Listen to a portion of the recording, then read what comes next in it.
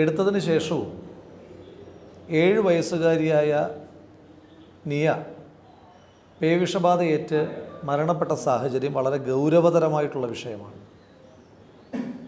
ഈ 1 മാസത്തിനിടയിൽ മാത്രം പത്തനംതിട്ടയിൽ പുല്ലാട് ഉൾപ്പെടെ മലപ്പുറത്തുൾപ്പെടെ ഈ പർട്ടിക്കുലർ കേസ് ഉൾപ്പെടെ 3 കേസുകളാണ് പ്രതിരോധ കുത്തിവയ്പ്പ് ഏറ്റെടുത്തതിന് ശേഷവും കുട്ടികൾ കൊല്ലപ്പെടുന്ന സാഹചര്യം ഉണ്ടാകുന്നത്. സംസ്ഥാനത്ത് കഴിഞ്ഞ 1 വർഷം മാത്രം റിപ്പോർട്ട് ചെയ്യപ്പെട്ട 103 പേവിഷബാധ മരണങ്ങളിൽ 20 പേർ പ്രതിരോധ കുത്തിവയ്പ്പ് ഏറ്റെടുത്തതിന് ശേഷമാണ് മരണമടയുന്നത് എന്ന് പറയുന്നത് സർക്കാരിൻ്റെ ഗുരുതരമായ അനാസ്ഥയാണ്. പേ പിടിച്ച പട്ടിയെ പേടിക്കണോ അതോ ഈ സർക്കാരിനെ പേടിക്കണോ എന്ന ആശങ്ക ജനങ്ങൾക്കുണ്ടാകുമ്പോൾ മരുന്നിന് കുഴപ്പമില്ല എന്ന് ആവർത്തിച്ച് പറഞ്ഞുകൊണ്ടിരിക്കുന്ന ആരോഗ്യ വകുപ്പും അതിൻ്റെ മന്ത്രിയും കേരളത്തിൽ അപകടമാണ് എന്ന് തന്നെയാണ് സൂചിപ്പിക്കാനായിട്ടുള്ളത്. നിരന്തരമായ അനാസ്ഥ. കോഴിക്കോട് മെഡിക്കൽ കോളേജിലെ സംഭവം നമുക്കറിയാം. അനാസ്ഥകൾ കാരണം, മെഡിക്കൽ അനാസ്ഥകൾ കാരണവും അതുപോലെ തന്നെ വകുപ്പിൻ്റെ അനാസ്ഥ കാരണവും മരണമടയുന്ന ആളുകൾ എണ്ണം പെരുകുമ്പോൾ സർക്കാർ ആശുപത്രിയിൽ ഈ സർക്കാരിൻ്റെ കാലത്ത് ഏറ്റവും നന്നായി പ്രവർത്തിക്കുന്നത് മോർച്ചറിയും പോസ്റ്റ്മോർട്ടവും മാത്രമാണ് എന്ന് പറയുന്ന അവസ്ഥ അങ്ങേയറ്റം ലജ്ജാകരമാണ് എന്ന് സൂചിപ്പിക്കുവാൻ ആഗ്രഹിക്കുന്നു. ഈ വിഷയങ്ങളുടെ ധാർമ്മികമായ ഉത്തരവാദിത്വം ഏറ്റെടുത്ത് കേരളത്തിൻ്റെ ആരോഗ്യവകുപ്പ് മന്ത്രി ശ്രീമതി വീണ ജോർജ് രാജിവെക്കണമെന്നാവശ്യപ്പെടുന്നു. അവർക്കെതിരായിട്ടുള്ള തുടർ പ്രക്ഷോഭങ്ങൾ യൂത്ത് കോൺഗ്രസ് നടത്തുകയും ചെയ്യും. അത് അറിയിക്കുവാൻ വേണ്ടിയിട്ടാണ് ഈ മാധ്യമസമ്മേളനം വിളിച്ചത്.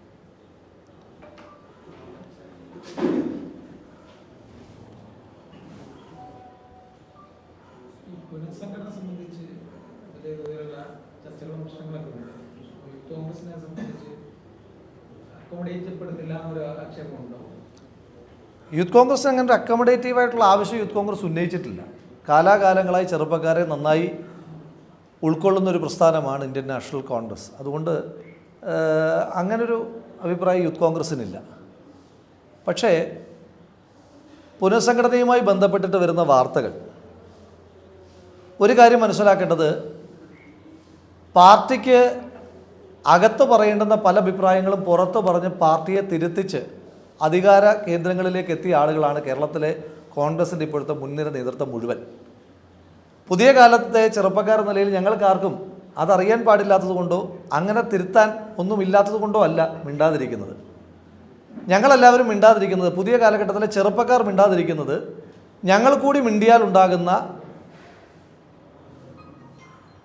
പ്രശ്നങ്ങൾ നേരിടാനുള്ള ആരോഗ്യം പാർട്ടിക്കില്ല എന്നുള്ളൊരു ബോധ്യം കൊണ്ടാണ്. മാത്രമല്ല, സംസ്ഥാന സർക്കാരിനും കേന്ദ്ര സർക്കാരിനും എതിരായിട്ട് ജനവികാരം അലയടിക്കുന്നൊരു കാലഘട്ടത്തിൽ പാർട്ടിയുമായി ബന്ധപ്പെട്ട കാര്യങ്ങളല്ല പൊതു ഇടത്തിൽ ചർച്ചയാകേണ്ടെന്നുള്ള ഉത്തമമായ ബോധ്യം ഞങ്ങൾക്കുണ്ട്. കഴിഞ്ഞ ഒരു 10 വർഷക്കാലത്തിനിടയിൽ കേരളത്തിൽ ഏതെങ്കിലും ഒരു യുവ നേതാവിൻ്റെ ഒരു സ്റ്റേറ്റ്മെൻറ്റ്, പാർട്ടിയുമായി ബന്ധപ്പെട്ട ആഭ്യന്തരമായ ഒരു സ്റ്റേറ്റ്മെൻറ്റ് ഈ പാർട്ടിയെ പ്രതിരോധത്തിലാക്കിയിട്ടുണ്ടോ? ഈ 10 വർഷക്കാലത്തിനിടയിലുള്ള ചെറുപ്പക്കാർക്ക് ഇതൊന്നും അറിയാൻ പാടില്ലാത്തതുകൊണ്ടൊന്നുമല്ല. പക്ഷേ അത് വേണ്ട എന്ന് ഞങ്ങൾ തീരുമാനിക്കുന്നതാണ്. യുവാക്കൾ കാണിക്കുന്ന, ചെറുപ്പക്കാർ കാണിക്കുന്ന ആ പക്വതയും പാകതയും പാർട്ടിയുടെ മുതിർന്ന നേതാക്കന്മാർ ദയവ് ചെയ്ത് കാണിക്കണമെന്ന് വളരെ സ്നേഹത്തോടു കൂടി അഭ്യർത്ഥിക്കുവാൻ ആഗ്രഹിക്കുകയാണ്. എല്ലാ ദിവസവും മാധ്യമങ്ങളുടെ തലക്കെട്ടിൽ നിറയണമെന്ന ആഗ്രഹമുള്ള ആളുകൾ ഇടതുപക്ഷ സർക്കാരിനെതിരായിട്ടും BJPക്കെതിരായിട്ടും അതിനിശ്ചിതമായ വിമർശനം ജനങ്ങൾ ഉന്നയിക്കുമ്പോൾ ആ വിമർശനങ്ങൾ ക്യാരി ചെയ്തിട്ട് ആ വാർത്തകളിലാണ് ഇടം പിടിക്കേണ്ടത്.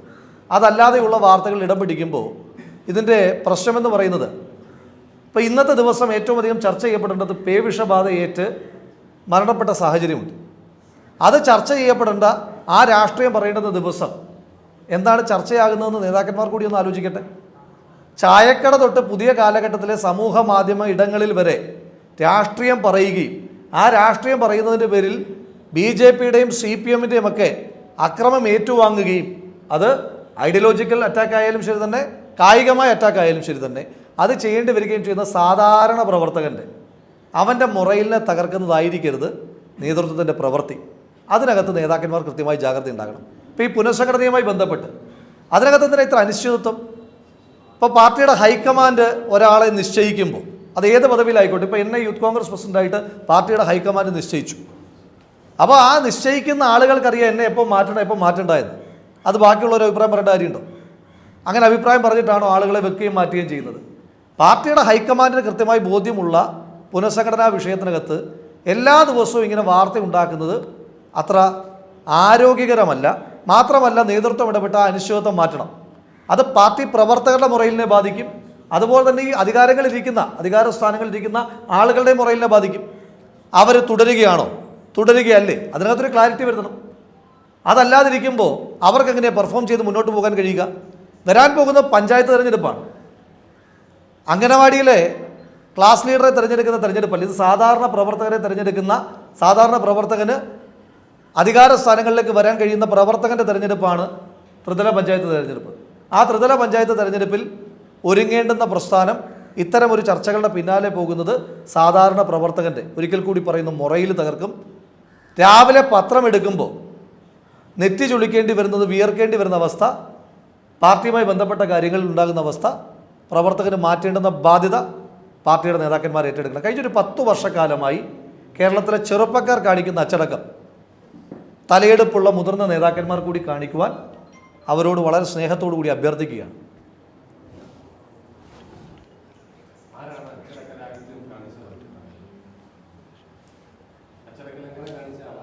അച്ചടക്കലങ്ങനെ ഏതെങ്കിലും വ്യക്തികളല്ല, മുതിർന്ന നേതാക്കന്മാർ കുറച്ചുകൂടി റെസ്പോൺസിബിളായിട്ട് പെരുമാറേണ്ടതായിട്ടുണ്ട്. കാരണം പുതിയ കാലഘട്ടത്തിൽ ജനം ആവശ്യപ്പെടുന്ന ചില കാര്യങ്ങളുണ്ട്.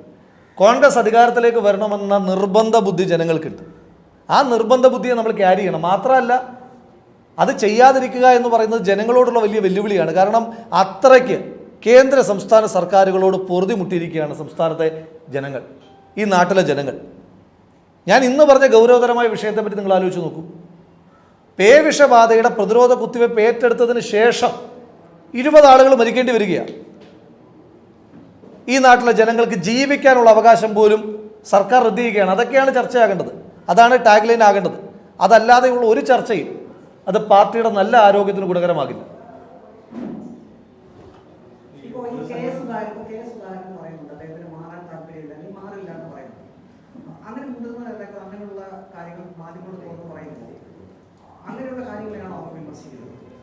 അങ്ങയുടെ ആ ചോദ്യത്തിൻ്റെ ഉദ്ദേശശുദ്ധി മനസ്സിലാക്കാൻ പറ്റുന്ന ഒരാളാണല്ലോ ഞാൻ. അങ്ങയുടെ മാധ്യമ സ്ഥാപനം തന്നെ അദ്ദേഹം പ്രസിഡന്റ് ആയതിനു ശേഷം 10-11 തവണ അദ്ദേഹത്തെ മാറ്റി. ഇതുവരെ അദ്ദേഹം മാറിയിട്ടില്ലല്ലോ. അപ്പോൾ അതുകൊണ്ട് അത്തരം ദുഷ്ടലാക്കോട് കൂടിയിട്ടുള്ള ചോദ്യങ്ങളെ അതിന് ഒഴിഞ്ഞു മാറാനുള്ള പക്വത മുതിർന്ന നേതാക്കന്മാർ കാണിക്കണമെന്ന് ഞാൻ പറയുന്ന പത്രസമ്മേളനത്തിൽ തന്നെ ഞാൻ ആ ട്രാപ്പിൽ ഒന്ന് വീഴാൻ പാടുണ്ടോ? ഞാൻ ഒരു നേതാക്കന്മാരുടെയും പേരുകളിലേക്കില്ല. അത്തരമൊരു ചർച്ചയ്ക്ക് വേണ്ടിയിട്ടല്ല. ഞാൻ പറഞ്ഞല്ലോ, ഇന്നത്തെ എൻ്റെ പത്രസമ്മേളനം ഒരു വാർത്തയാക്കാൻ വേണ്ടിയിട്ട് പത്രസമ്മേളനം നടത്തുന്ന ആളല്ല ഞാൻ. ഇന്നത്തെ ദിവസം വരെ യൂത്ത് കോൺഗ്രസ് പ്രസിഡന്റ് ആകുമ്പോഴും അതിനു മുൻപും ഞാനും എൻ്റെ തലമുറയും എൻ്റെ മുൻ തലമുറയും എല്ലാം വാർത്താ സമ്മേളനങ്ങൾ നടത്തുന്നത് ഈ ജനവിരുദ്ധരായ സർക്കാരുകളെ തുറന്നു കാണിക്കുവാൻ വേണ്ടിയിട്ടാണ്. ഇന്നത്തെ മാധ്യമ സമ്മേളനത്തിൻ്റെയും പ്രധാന ഉദ്ദേശം അതുതന്നെയാണ്. അതല്ലാതെയുള്ള ഏതെങ്കിലും ഒരു നേതാവിനെ കേന്ദ്രീകരിച്ചിട്ടുള്ള ഒരു വാർത്തയ്ക്കും പ്രതികരിക്കാൻ ഞാനില്ല. അത് നേതൃത്വത്തിന് ഇത് നല്ല ബോധ്യമുള്ള ആളുകളാണ്, നല്ല കപ്പാസിറ്റി ഉള്ളതാണ് നേതൃത്വം. അത് കേരളത്തിലെ നേതൃത്വമായാലും ഹൈക്കമാൻഡായാലും ഈ വിഷയങ്ങൾക്കകത്ത് ഹൈക്കമാൻഡിന് ഒരു ക്ലാരിറ്റി ഉണ്ടല്ലോ. അപ്പോൾ ഇവിടുന്ന് വാർത്തകൾ വരേണ്ട കാര്യമില്ലല്ലോ. ഇവിടുന്ന് തന്നെ നമ്മൾ വാർത്തകൾ ഉണ്ടാക്കുന്നത്. ഇവിടുത്തെ വാർത്തകളുടെ ആവശ്യമില്ല. ഹൈക്കമാൻഡിന് അറിയാം. ഇപ്പം എന്നെ നിയമിച്ചത് ഹൈക്കമാൻഡാണ്. ഹൈക്കമാൻഡിന് അറിയാം എത്ര കാലം ഞാൻ പ്രവർത്തിക്കണം, എത്ര കാലം ഞാൻ മാറണം. എന്നോട് മാറാൻ പറയുമ്പോൾ ഞാൻ മാറും. അതല്ലാതെ ഇവിടെ കിടന്ന് വാർത്ത ഉണ്ടാക്കിയിട്ട് കാര്യമുണ്ടോ? ഞാൻ അതിനകത്ത് ഒരാളിലേക്കും എൻ്റെ പത്രസമ്മേളനമോ എൻ്റെ പ്രസ്താവനയോ വിരൽ ചൂണ്ടാനായിട്ട് ആഗ്രഹിക്കുന്നില്ല. ഏതെങ്കിലും ഒരു വ്യക്തിയിലേക്കല്ല ഞാൻ പറയുന്നത്. പൊതുവിൽ മുതിർന്ന നേതാക്കന്മാർ, പുതുതലമുറ കാണിക്കുന്ന ഒരു അച്ചടക്കം ഉണ്ടല്ലോ. പുതുതലമുറ ഈ വിഷയങ്ങൾക്കകത്ത് അവർക്കുള്ള ഒരു ക്ലാരിറ്റി ഉണ്ടല്ലോ. നിങ്ങൾ ആരെ വേണമെങ്കിലും എടുത്തു. ഞാൻ പറയാമല്ലോ, 10 വർഷത്തിനിടയിൽ ഈ പാർട്ടിയെ പ്രതിരോധത്തിലാക്കിയ ഒരു ചെറുപ്പക്കാരൻ്റെ സ്റ്റേറ്റ്മെൻറ്റ് നിങ്ങൾ പറയും. ഈ പാർട്ടിയുടെ ഏതെങ്കിലും ഒരു പ്രവർത്തകന് മറുപടി പറയാൻ ബുദ്ധിമുട്ടുണ്ടാക്കിയ ഒരു ചെറുപ്പക്കാരൻ്റെ പേര് പറ. ആ ഉത്തരവാദിത്വം മുതിർന്ന നേതാക്കന്മാർ കാണിക്കണം. അത് ഏതെങ്കിലും ഒരു പേരിലേക്ക് ഞാൻ കിടക്കുന്നില്ല. എല്ലാവർക്കും അത് ബാധകമാണ്.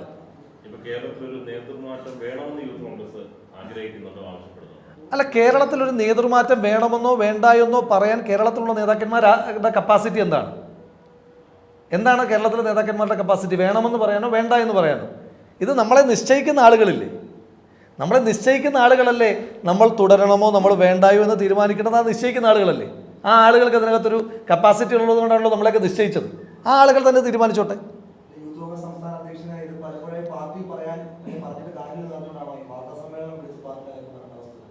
അല്ല, അങ്ങനെ പാർട്ടിക്കകത്ത് പറയാനുള്ള സ്പേസ് ഉണ്ടായിട്ടല്ല. പക്ഷേ ഇന്ന് പറയണമെന്ന് തോന്നി അതുകൊണ്ട് പറഞ്ഞു. പാർട്ടിക്കകത്ത് പറയാനുള്ള ഒരു സ്പേസിൻ്റെ കുറവൊന്നും യൂത്ത് കോൺഗ്രസ് പ്രസിഡന്റ് എന്ന നിലയിലോ നിയമസഭാ സാമാജിക എന്ന നിലയിലോ ഇല്ല. പക്ഷേ പാർട്ടി പ്രവർത്തകർക്കൊരു വേദന ഉണ്ടാകുന്നുണ്ട്. ആ വേദന അഡ്രസ്സ് ചെയ്യണമെന്ന് തോന്നി. എൻ്റെ ഈ മാധ്യമ സമ്മേളനം കൊണ്ട് പോലും വേദന ഉണ്ടാകുന്ന പാർട്ടി പ്രവർത്തകരുണ്ടാകും.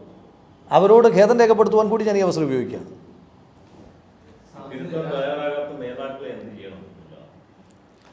അതിനൊക്കെ കപ്പാസിറ്റി നേതൃത്വത്തിനുണ്ടല്ലോ. നമുക്ക് റേസ് ചെയ്യേണ്ട മുഴുവൻ കാര്യങ്ങളും ഞാൻ പറഞ്ഞു. ഞാൻ പറയാൻ ഉദ്ദേശിക്കാത്തൊരു വാക്ക്, അങ്ങ് ആഗ്രഹിക്കുന്നൊരു വാക്ക് എൻ്റെ നാവിൽ നിന്ന് കിട്ടില്ല.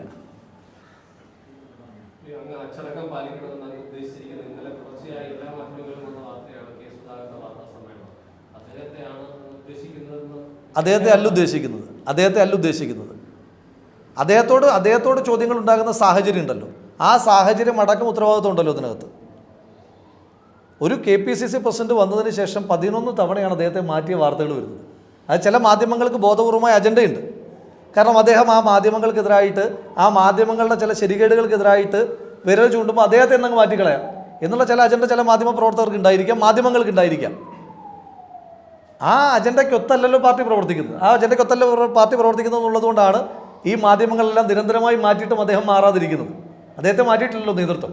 ഈ യൂത്ത് കോൺഗ്രസ് കാണിക്കുന്ന ഉത്തരവാദിത്തം അത് മുതിർന്ന നേതാക്കളുടെ ഭാഗത്ത് ഉണ്ടാവില്ല എന്ന് തന്നെയല്ലേ പറയുന്നത്? കാരണം ഞാൻ പറഞ്ഞൊരു സ്റ്റേറ്റ്മെൻറ്റ് വളരെ ക്ലാരിഫൈഡ് ആണല്ലോ. കഴിഞ്ഞൊരു 10 വർഷത്തിനിടയിൽ ചെറുപ്പക്കാർ പാർട്ടിയോട് കാണിച്ച ഉത്തരവാദിത്വവും ആ പാർട്ടിക്കകത്ത് പറയേണ്ടുന്ന കാര്യങ്ങൾ പുറത്ത് പറയുന്നില്ല, പാർട്ടിയെ പ്രതിരോധത്തിലാക്കുന്നില്ല എന്നുള്ളൊരു മര്യാദയും മുതിർന്ന നേതാക്കന്മാർ എടുക്കണം. അതൊരു അവരുടെ ബാധ്യതയാണ്. അതവർക്ക് അറിയുന്നവരാണ്, അതവർ ചെയ്യണം.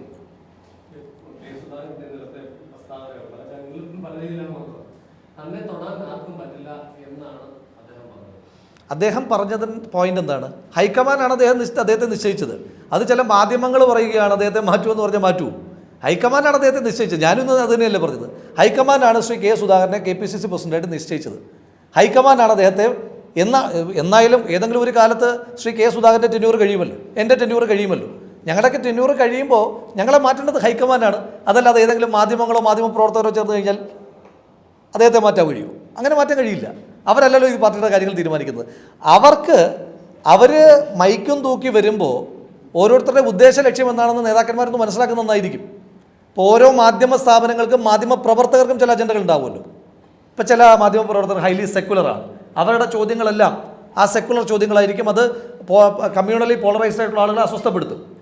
അതൊരു അജണ്ടയാണല്ലോ അവർക്ക്, പോസിറ്റീവായിട്ടുള്ള അജണ്ട. അതുപോലെ നെഗറ്റീവ് അജണ്ടയുള്ള മാധ്യമ പ്രവർത്തകരുണ്ട്. അവർ മൈക്കുമായി വരുമ്പോൾ ആ മൈക്കിന് മുന്നിൽ പറയുന്ന വാക്കുകൾക്ക് അവരെങ്ങനെയായിരിക്കും അത് കൊടുക്കുക എന്നുള്ള ഒരു ചിന്ത കൂടി നേതാക്കന്മാർക്ക് ഉണ്ടാകണം. അത്രേ പറഞ്ഞുള്ളൂ.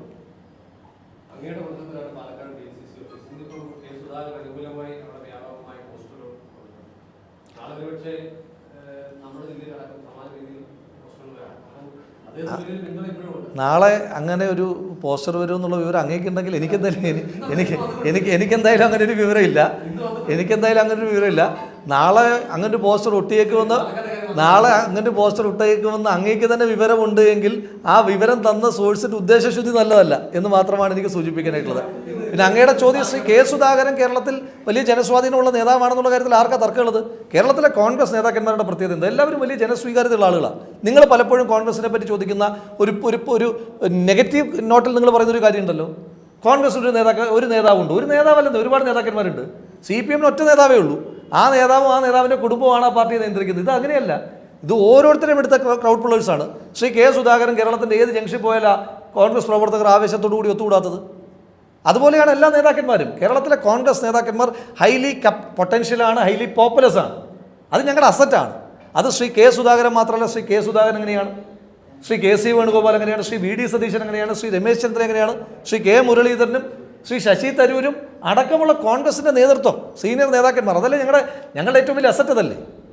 അപ്പോൾ അദ്ദേഹത്തിന് പിന്തുണയില്ല എന്ന് നിങ്ങളല്ലേ പറയുന്നുള്ളൂ, ഞങ്ങളാരും പറയുന്നില്ലല്ലോ. അദ്ദേഹത്തിന് വലിയ പിന്തുണയുണ്ട്. അദ്ദേഹത്തിന് വലിയ പിന്തുണയുള്ളതുകൊണ്ടാണല്ലോ അദ്ദേഹം KPCCയുടെ പ്രസിഡന്റ് ആയത്.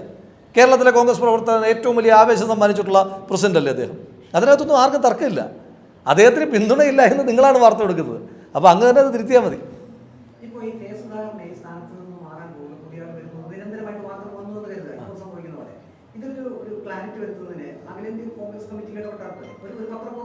അഖിലേന്ത്യാ കോൺഗ്രസ് കമ്മിറ്റിയുടെ general secretary Shri KC Venugopal നേരിട്ട് നിങ്ങളോട് മാധ്യമങ്ങളോട് ഒന്നിൽ കൂടുതൽ തവണ മാറ്റുന്നില്ല എന്ന് പറയുന്നത് ഞാൻ കേട്ടിട്ടുണ്ട്. അങ്ങനെ ഒരു തീരുമാനം ഇവിടെ ആലോചിച്ചിട്ടില്ല എന്ന് പറയുന്നത് ഞാൻ കേട്ടിട്ടുണ്ട്. നിങ്ങൾ കുറച്ച് ഒരു 2-3 മാസം മുൻപ് കേരളത്തിലെ കോൺഗ്രസ് നേതാക്കന്മാരെല്ലാം പോയപ്പോൾ 2 ദിവസം നിങ്ങൾ വാർത്ത ചെയ്തില്ലേ KPC പ്രസിഡന്റിനെ മാറ്റാൻ പോവാണെന്ന്. അത് കഴിഞ്ഞപ്പോഴും ശ്രീ KC വേണുഗോപാൽ ഹൈക്കമാൻഡിൻ്റെ പ്രതി അദ്ദേഹമാണല്ലോ, അദ്ദേഹം തന്നെ പറഞ്ഞില്ലേ മാറ്റുന്നില്ല എന്ന്. പിന്നെ എല്ലാ ദിവസവും KC വേണുഗോപാലിൻ്റെ ഓഫീസിൽ നിന്ന് ഓരോ പത്രക്കുറിപ്പ് അദ്ദേഹത്തെ മാറ്റുന്നില്ല, ഇന്ന് മാറ്റുന്നില്ല, ഇന്നത്തെ സിനിമ എഴുതി കാണിക്കുന്നതിനോട് കാണിക്കാൻ പറ്റുമോ? നിങ്ങൾ ഈ വാർത്ത കൊടുക്കുന്നതൊക്കെ നിർത്തിയാൽ മതി, പ്രശ്നം തീർന്നില്ലേ? വാർത്ത കൊടുക്കുമ്പോഴേ ഇതിന് ക്ലാരിറ്റി വേണ്ടുന്നത്. ഈ കെ സുധാകരൻ പറഞ്ഞു പാർട്ടിയിലെ ചില ആളുകളൊക്കെ തന്നെയാണ് ഇത്തരം വിവാദങ്ങൾക്ക് പിന്നിൽ എന്നൊക്കെയാണ് പറയുന്നത്. അപ്പോൾ അതും പാർട്ടിയുടെ ഉള്ളിൽ തന്നെയല്ലേ ഇത്തരം വാർത്തകൾ പുറത്തു വരുന്നത്. അത് അദ്ദേഹം പറഞ്ഞൊരു കാര്യത്തെ പറ്റി അദ്ദേഹത്തോട് തന്നെ നിങ്ങൾ ചോദിക്കണം. എനിക്കറിയില്ല, അതിനെപ്പറ്റി എനിക്ക് ക്ലാരിറ്റി ഇല്ലാത്തൊരു കാര്യത്തെപ്പറ്റി ഞാൻ അഭിപ്രായം പറയുന്നത് ശരിയല്ലല്ലോ. പക്ഷേ വാർത്തകൾ ഉണ്ടാകുന്നതിനകത്ത് യാഥാർത്ഥ്യമില്ലെന്ന് കഴിഞ്ഞൊരു 3 വർഷത്തെ എക്സ്പീരിയൻസ് നിങ്ങൾക്ക് തന്നെ ഉണ്ടല്ലോ. 3 വർഷത്തിനിടയിൽ എത്ര തവണ നേതാക്കന്മാരെ മാറ്റി? അത് മാറുന്നില്ല എന്ന് പറയുമ്പോൾ നിങ്ങൾ തന്നെ നിങ്ങളുടെ വാർത്തയുടെ ക്രെഡിബിലിറ്റി ആലോചിച്ച് നോക്കിയാൽ മതി. 11 തവണ അദ്ദേഹത്തെ മാറ്റിയൊരു മാധ്യമ സ്ഥാപനമില്ലേ? ഓക്കെ, ഈ നമ്മുടെ തെരഞ്ഞെടുപ്പ് വരികയാണ്, പ്രദേശ തെരഞ്ഞെടുപ്പ് വരികയാണ്. പ്രതിപക്ഷ മുന്നണിയുടെ കോൺഗ്രസിന്റെ പ്രവർത്തനം ഇങ്ങനെ മതിയോ? എന്ത് മാറ്റം വരുത്തണം? അല്ല, പ്രതിപക്ഷത്തിൻ്റെ ഒരു കാലത്തും പ്രതിപക്ഷത്തിൻ്റെ പ്രവർത്തനത്തെ ഇപ്പോൾ ജനങ്ങളോട് ചോദിക്കുകയാണെന്ന് ചോദിക്കുമ്പം എല്ലാ ദിവസവും പ്രതിപക്ഷത്തിൻ്റെ പ്രവർത്തനം കൂടുതൽ മെച്ചമാകണമെന്ന് ജനം ആഗ്രഹിക്കുന്നു. അത് സ്വാഭാവികമല്ലേ? അപ്പോൾ ഇന്ന് ഇപ്പോൾ കോഴിക്കോട് നമ്മൾ പത്രസമ്മേളനം നടത്തിക്കൊണ്ടിരിക്കുമ്പോൾ കോഴിക്കോട് യൂത്ത് കോൺഗ്രസിൻ്റെ സമരം നടക്കുകയാണ്. എന്താണ് വിഷയം? കോഴിക്കോട് മെഡിക്കൽ കോളേജുമായിട്ട് ബന്ധപ്പെട്ട അവിടെ ഒരു വലിയ സമരം നടക്കുമ്പോൾ തന്നെ ഇവിടെ ആവശ്യം വേറെയല്ലേ?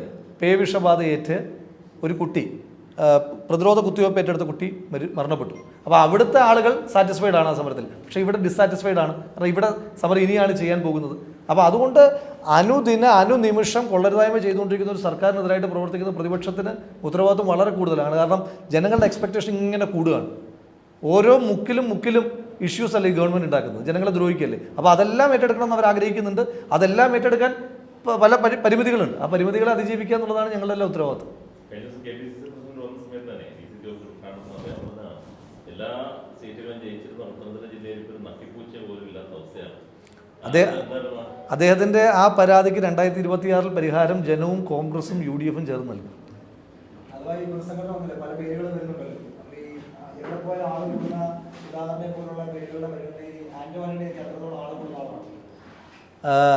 ഈ കോൺഗ്രസിൻ്റെ KPCC പ്രസിഡന്റ് പരിഗണിക്കപ്പെടുന്നു എന്ന് മാധ്യമങ്ങൾ കൊടുക്കുന്ന പേരുകളിൽ ഏതെങ്കിലും ഒരു പേരുകാരൻ മോശം എന്നുള്ള അഭിപ്രായം എനിക്കില്ല. ഏതെങ്കിലും ഒരു പേരുകാരൻ. പക്ഷേ അതുതന്നെയാണോ ഹൈക്കമാൻഡ് പറയുന്ന പേരുകളാണോ, അല്ലെങ്കിൽ ഹൈക്കമാൻഡ് പേര് മാറ്റുന്നതിനെ പറ്റി ആലോചിക്കുന്നുണ്ടോ എന്നുള്ളതിനെ പറ്റി ഒന്നും എനിക്കെന്തായാലും വിവരമില്ല. പുനഃസംഘടനയെ പറ്റി എനിക്ക് വിവരമൊന്നുമില്ല. കാരണം ഞാൻ അതിനെപ്പറ്റി പറയാൻ ആളായിട്ടുള്ള ഒരാളല്ല. അത് നേതൃത്വമാണ് പറയുന്നത്. Okay, thank you. ഏറ്റവും പുതിയ വാർത്തകളും വിശേഷങ്ങളും വിരൽ തുമ്പിലറിയാൻ Zee മലയാളം ന്യൂസ് എല്ലാ ഡിജിറ്റൽ പ്ലാറ്റ്ഫോമുകളിലും ലഭ്യം.